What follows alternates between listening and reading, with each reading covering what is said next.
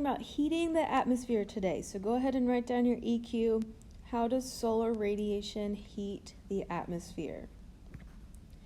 Today we're going to need to remember that the sun produces electromagnetic radiation. So electromagnetic radiation is just waves that bring heat down to Earth, and it heats our planet. We need to remember that it does not hit Earth equally.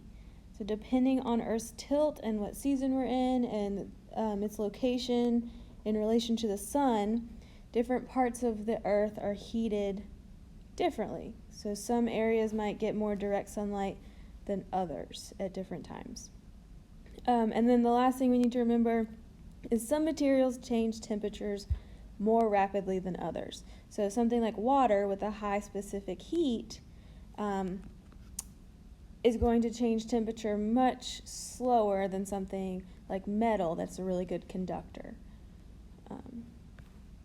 So with that being said, let's talk about what heat is. Heat and temperature are different. Heat is how much energy something has, whereas temperature is the measure of that energy. So if you walk outside and you say, how hot is it? You should actually be saying, what is the temperature? Okay, heat is just a measure of the energy.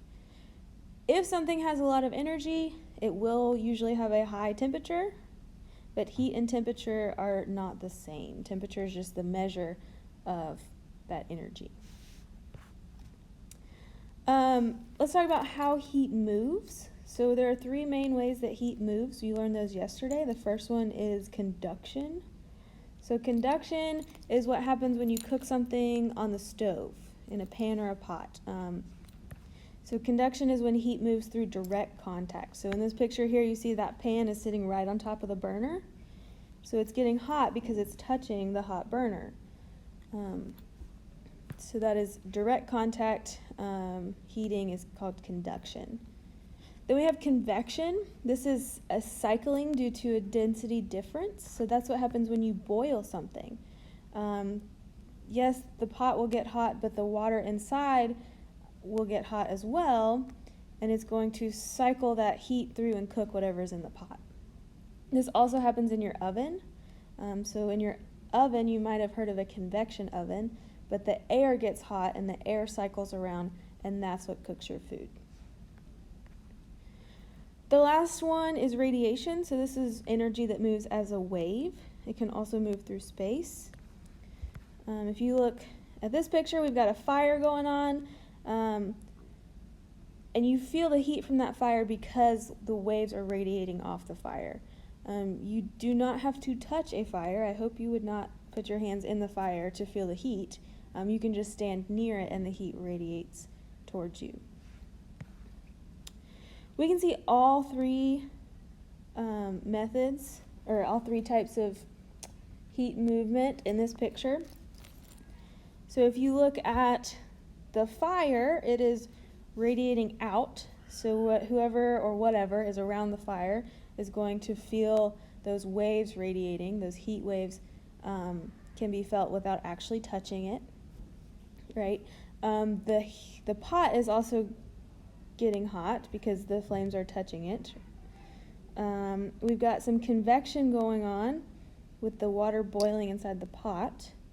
So the pot heats up and the water heats up and it starts cycling, which is going to heat up anything inside of it.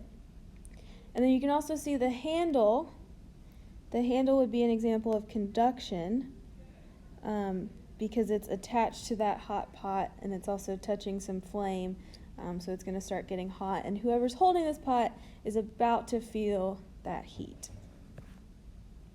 So what I want you to do on your note sheet where you see the compass, I just want you to write down an example of conduction, convection, and radiation. So you should have 3 examples on there. You found these in your web quest yesterday, so if you're stuck, you can look back there for 3 examples. Let's relate this back to our EQ of solar radiation. So remember, this comes from the sun. And the energy from the sun can either be absorbed, transmitted, or reflected. Okay? So when it's absorbed, that means it's taken up by something else. So if the sun's energy is absorbed, it's going to heat up whatever absorbs it. So usually that is either the ground or water or also the atmosphere. Okay, so if you think about the sun beating down on a kiddie pool, if you put cold water in it, it's going to absorb the heat from the sun and it's going to warm up. Okay, same thing with snow melting. If the sun is beating down on the ground, it's going to warm up the ground and it's going to melt snow. And that's due to the absorption of energy from the sun's radiation. It can also be reflected and scattered.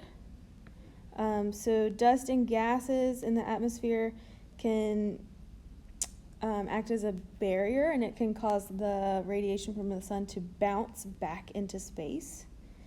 So think about like a mirror. It reflects something off of it. So when the radiation from the sun hits dust and gases in the atmosphere, sometimes it bounces back into space. So let's look at the breakdown. About 50% of the sun's radiation is absorbed by the land and the sea. So 50% is used to heat the earth and oceans and rivers and lakes. About 20% is absorbed by the atmosphere and clouds. Okay. And then 30% of it is lost to space by reflection and scattering. So it might hit some dust or some gas, maybe even a cloud with all that in it, and it'll bounce back up into space. We've got 5% here and there that are reflected by the land or by water, but the majority is either absorbed by land and sea, absorbed by the atmosphere and clouds, or lost to space. So last little bit here, guys, let's talk about greenhouse gases and the greenhouse effect. So basically, there are gases in our atmosphere, we learned about those yesterday, that trap heat. Okay, this is mainly by carbon dioxide, so CO2, and water and methane. Okay, so those gases, they're really good at absorbing heat and they trap it in our atmosphere. And we have a lot of these gases both naturally and by human causes. So naturally, we can get that from exploding volcanoes. That releases a lot of CO2, water, and methane. Also, agriculture. So cows, by nature, release a lot of methane from their waste. And then also, any type of fire is going to be releasing those things as well. So those are natural causes. But then another really big one is human causes. So transportation, anytime you're burning fossil fuels, also industrial factories burning fossil fuels are going to release a lot of those gases into the atmosphere, which is then going to trap heat. So why do temperatures vary? There are a few reasons. Make sure you get these down in your box. We've got land and water affects it. Geographic position can also have an effect. Altitude, cloud cover, and albedo. So let's look at land and water. We talked about this earlier when we talked about the high specific heat of water. So usually coastal cities have a much more moderate, or not a moderate, but they don't have such drastic temperature changes. So if you look at Seattle, the climate is more moderate. There's not so many highs and lows as there would be in Spokane, which is not coastal.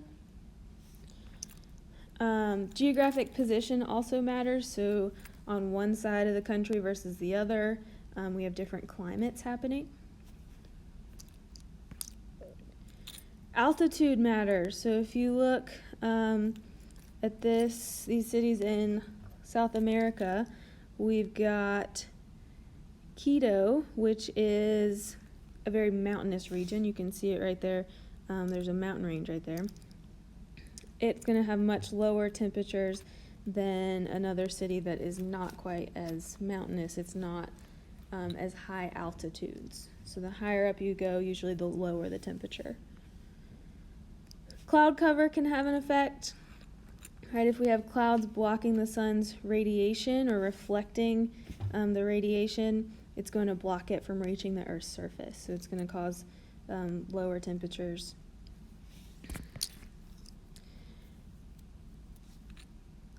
All right, and I want you to watch this video about albedo. That's your last reason that temperatures vary. And once you're done watching this video, make sure you give a little summary of this video on your box at the bottom of your notes.